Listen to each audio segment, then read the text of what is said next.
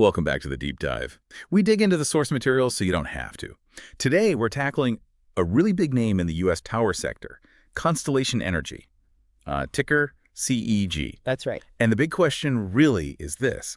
Is Constellation basically the indispensable utility for America's future? Perfectly set up to power this huge AI boom we keep hearing about. Or you look at the share price around $389, and you have to ask, has the market already priced this thing for absolute perfection? Is there any room left for error? Or, maybe more importantly, for decent returns if you're investing now? That's exactly the conflict, the core tension we see across all the analysis today. We're going to unpack 7 chapters here, and they really highlight this clash between, well, undeniable growth potential on one side. Their moat, essentially. Exactly, their moat. And on the other side, this, frankly, extremely high valuation that seems, totally disconnected from historical norms.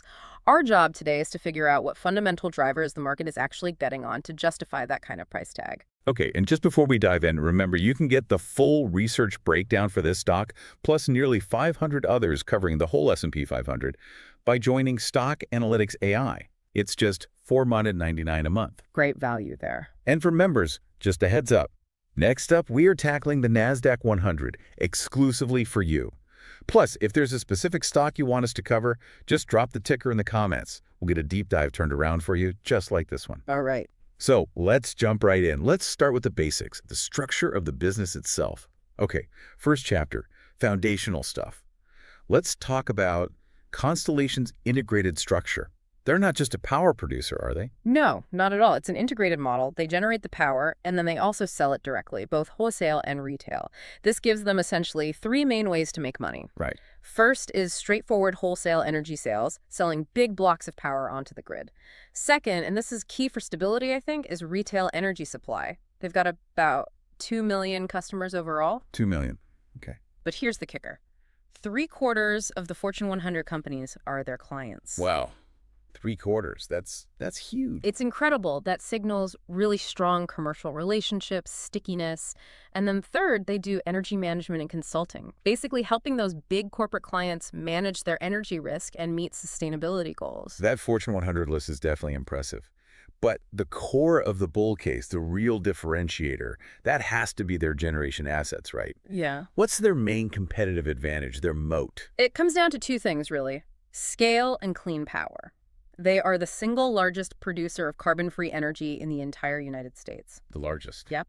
About 90% of their output is carbon-free, and that is overwhelmingly driven by their nuclear fleet, the biggest in the nation, over 19,000 megawatts of capacity. And nuclear is suddenly very, very valuable again. With all this push for renewables like wind and solar, which are intermittent, is that nuclear baseload their sort of secret weapon against grid instability? It absolutely is. Nuclear provides reliable 247 power. It just runs. And that ties directly into the huge tailwind everyone's talking about. This explosive growth in energy demand from data centers powering the artificial intelligence boom. Right. The AI angle. These tech giants, they need unbelievable amounts of power. It needs to be reliable, often clean, and it has to run constantly. Constellation is really uniquely positioned to meet that demand in a way that, frankly, intermittent sources, even with battery storage, struggle to match. So compared to competitors, you've got Vistra, ticker VST, much more gas-heavy, smaller market cap, around $65 billion. And then next here, NEE, the renewables giant, bigger at $173 billion market cap. Constellation at $121 billion really sits in its own nuclear niche, doesn't it? Precisely. It's a very distinct value proposition in the current market. Okay, let's shift to the people running the company. Chapter 2, Management Evaluation. It's been a short but pretty successful run since they spun off from Exelon back in 2022. Yeah, seems like it. You've got CEO Joseph Dominguez leading the way, but I think it's worth highlighting the CFO, Daniel L. Eggers.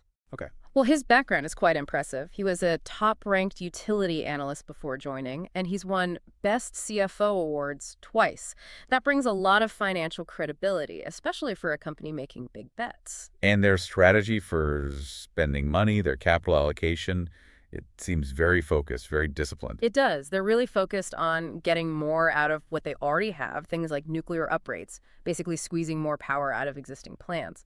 Plus, they're investing in new tech, like that $900 million clean hydrogen facility they announced. But the really interesting strategic move, maybe even counterintuitive, is the plan to buy Calpine, announced back in January 2025. Calpine's a major natural gas generator.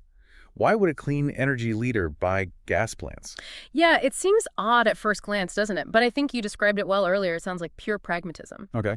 If nuclear is your constant 2047 baseload power, these gas plants they're buying are like the fast-reacting backup. They can ramp up quickly when renewables dip, like when the sun sets or the wind dies down.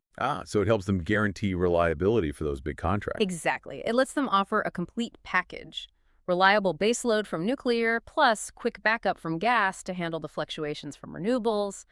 It's about ensuring grid stability and meeting those demanding client needs. Makes sense. And they seem focused on shareholders, too, not just growth projects. Definitely. They've put $2.4 billion into stock repurchases, and the dividend policy is pretty aggressive, targeting 10% annual growth. Right now, it's $1.55 per share, and that looks very sustainable with a low payout ratio, only about 15.5%. But the real indicator of management effectiveness, the proof that the turnaround is working internally, that's got to be the return on invested capital, the ROIC, right? Absolutely. And the ROIC numbers tell a really powerful story here. It's a genuine business turnaround. Their trailing 12-month ROIC is now 10.88%. 10.8. Okay. Which is a massive improvement from just 1.61% back in 2022, right after the spinoff. Wow. That's night and day. It really is. It shows the core operations are much healthier, they've found efficiencies, and management is actually generating solid value from the assets they control. That's a crucial piece of the puzzle. Okay, so that high ROIC shows the business itself is fundamentally stronger. But Chapter 3, financial analysis. This is where things get, well, complicated. Because a healthy operation doesn't always mean gushing cash, right? Right. And we have to talk about that free cash flow issue. Right. Let's look at the top line first. Trailing 12-month revenue is around $24.8 billion, up about 5.4%. Margins look decent for a utility. Gross margin 21.8%, operating margin 17.8%, net margin 12.1%. All pretty healthy. Okay, seems fine. But then you hit the free cash flow, FCF. And that's the big one. This is the major red flag, especially for traditional utility investors. Constellation has had persistently negative free cash flow.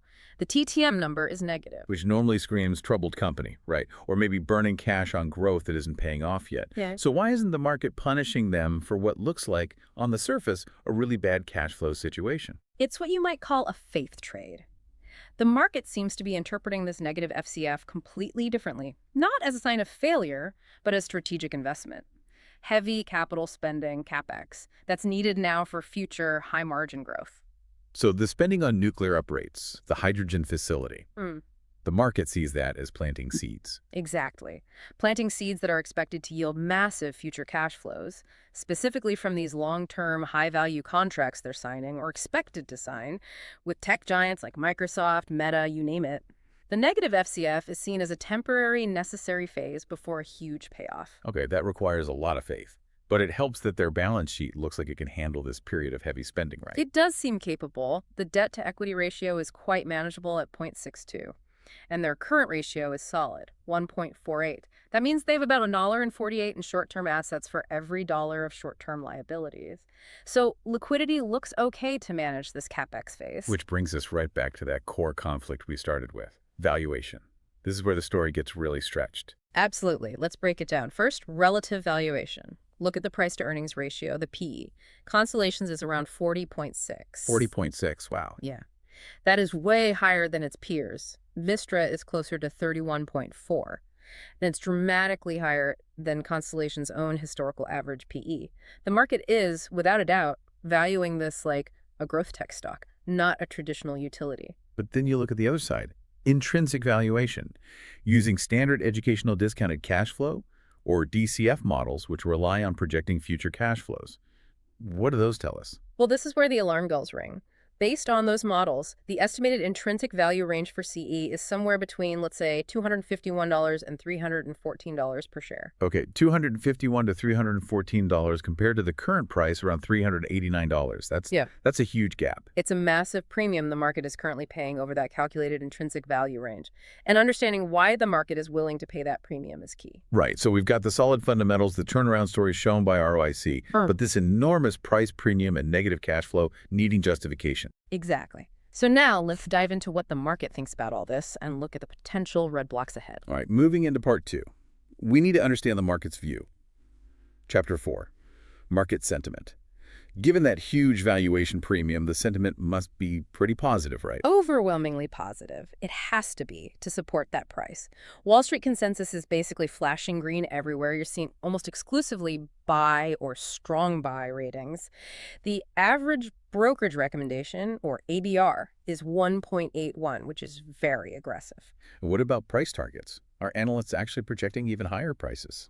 The consensus range for price targets is roughly $342 up to $386. So the current price is actually at the top end of the consensus, although you do see some individual analysts going much higher, even up to $430. Okay, so the analysts are mostly bought in. What about the technical picture? Technicals confirm the bullish momentum. Short interest is really low, only 1.76%. That means very few traders are betting against the stock right now. So not many people expect it to fall significantly. It seems that way.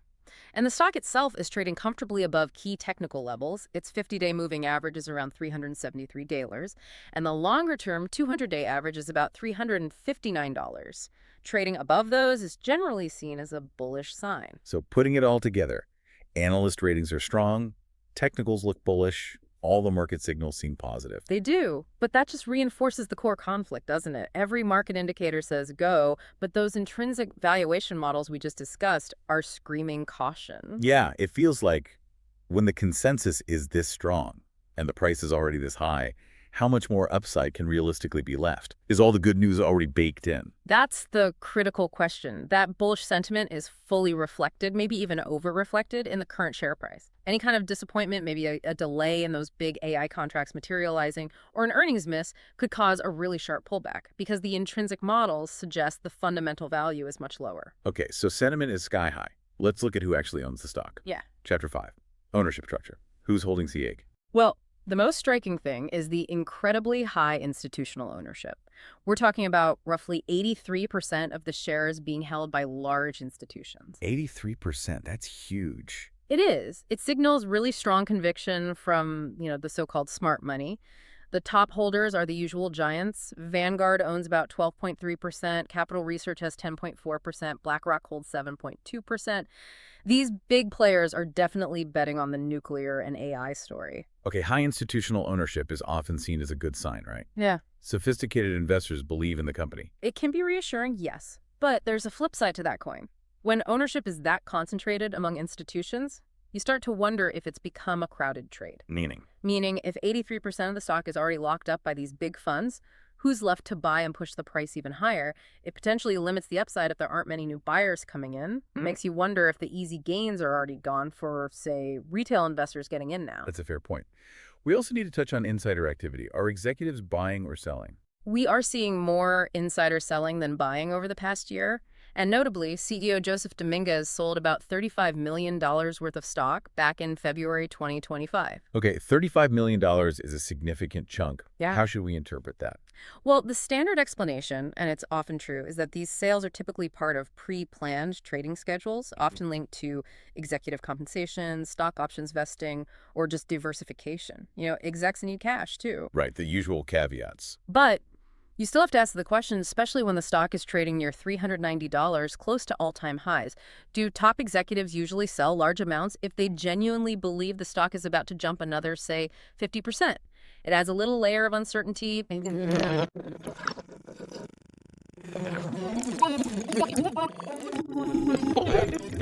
risks. Chapter 6. Risk assessment using a SWOT framework. Strengths, weaknesses, opportunities, threats. Let's quickly recap the internal factors first. Sure.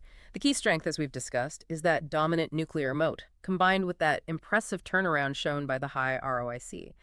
The main internal weakness is probably the age of some of those nuclear plants and the sheer amount of capital needed to maintain and upgrade them safely. It's a capital-intensive business. And the opportunity is massive and clear. Absolutely. It's all about capturing that huge wave of AI and data center demand. Plus, there are significant financial tailwinds from government incentives, like the production tax credits for nuclear energy under the Inflation Reduction Act, the IRA. Okay, but now the threats. This feels like where the real danger lies for that high valuation. I agree. The external threats facing Constellation seem to be compounding right now, potentially creating a kind of perfect storm that could really squeeze their future profitability despite the growth opportunity. What are the main components of that storm? It's really a dual macroeconomic threat. First, interest rates. We know rates have been higher. For a capital-hungry company like Constellation, higher rates mean it costs more to borrow money for those essential projects. The nuclear uprates, the hydrogen facility, grid upgrades. And higher rates also make their dividend less attractive compared to safer options like bonds, right? Exactly. It increases competition for investor capital. So that's Yeah. one hit. The second, and maybe more immediate hit, comes from tariffs. Ah, the new 2025 tariffs. Yes, we're looking at potential impacts from things like a 10% tariff on energy imported from Canada. But maybe more importantly, broader tariffs on essential materials. Think steel, copper, components needed for energy infrastructure. So tariffs directly increase the cost of building things. Precisely. They inflate the capital expenditures, the capex for all those critical growth projects we talked about, the nuclear upgrades, the hydrogen plants, everything needed to connect to these new data centers. So you put those two together, higher borrowing costs plus higher material costs. That sounds like a serious squeeze on expected returns. It's potentially a very significant squeeze. If these growth projects end up costing, say, 10 or 15% more than originally planned because of this combination of higher financing and material costs, well, that could seriously erode those projected returns, potentially damage that impressive ROIC we celebrated earlier, and make it much harder to justify the current stock price, which assumes smooth sailing on costs. All right, let's bring it all together. Chapter 7. Conclusion. We have a pretty clear picture now of the opposing forces. We do. To synthesize it, the bull case for Constellation is powerful and rests on really solid fundamentals. You have the unique nuclear moat, you have direct access to this explosive AI demand growth curve, and you have supportive government policy like the IRA credits. It's a compelling story. But the bear case is equally compelling, maybe even more immediate. I think so. The bear case is almost entirely focused on two things. First, that extreme valuation, the PE over 40. Second, the external threats. The risk that negative FCF persists longer than expected, and crucially, those compounding macro headwinds from interest rates and tariffs potentially derailing project economics. And the final unavoidable number we keep coming back to is Okay. that valuation gap. The share price today, around $389.19, sitting way, way above that calculated intrinsic value range from the educational DCF models, which was $251 to $314 per share. That's the stark reality. There's roughly a 25%, maybe even larger depending on your assumptions, gap where the market price seems completely decoupled from the current underlying financial reality based on those models. So the final outlook, the decision for you listening, really boils down to one thing. I think it does. It hinges entirely on whether you believe that this truly unparalleled growth opportunity, being the prime energy provider for the AI revolution, is so massive and so certain that it justifies paying a price that is already significantly ahead of the company's current fundamental performance and calculated intrinsic value. You have to believe those future contracts are coming. They're huge, and they're profitable enough to overcome these rising cost pressures and eventually generate the kind of massive free cash flow needed to grow into this valuation. That's the bet the market is making. Yeah. So the final thought maybe is this. Considering that really aggressive premium the market's paying, how long can investors tolerate negative free cash flow before they absolutely need to see those big dollar contracts with Microsoft, Meta, and others actually hitting the bottom line and proving the bet was right? That feels like the key question for Constellation Energy right now. Couldn't agree more. All right, that wraps up our deep dive today. If you found this analysis useful, please do like this video and subscribe to the Stock Analytics AI channel. And remember, members, you can drop your picker request for future deep dives right there in the comments section. And just the necessary reminder, this analysis was generated by an AI system for educational purposes only. It should definitely not be considered financial advice. Always conduct your own thorough research or consult with a qualified financial advisor before making any investment decisions.